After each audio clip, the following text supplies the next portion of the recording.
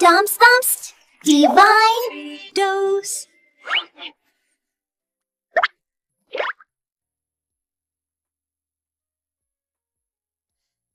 Hi ഡോമിനി.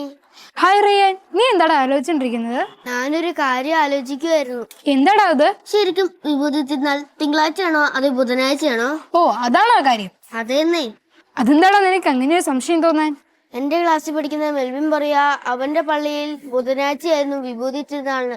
പക്ഷെ എന്റെ പള്ളിയിൽ തിങ്കളാഴ്ചയായിരുന്നല്ലോ. എടാ റിയാനെ, 2 ദിവസത്തിലും വിഭൂതി തിരുനാളുണ്ട്. എന്നാൽ ലാറ്റിൻ കത്തോലിക്കർ ബുധനാഴ്ചയാണ് വിഭൂതി തിരുനാൾ ആചരിക്കുന്നത്. നെറ്റിൽ കുരിശ് വരയ്ക്കുന്ന കരി എങ്ങനെയാ ഡോമിനി ഉണ്ടാക്കുന്നത്?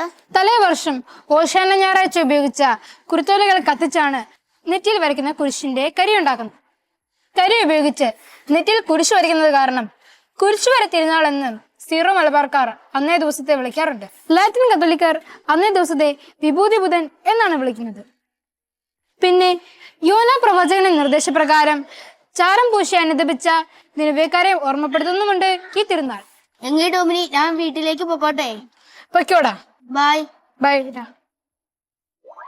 Tom Thumbs Divine Dose.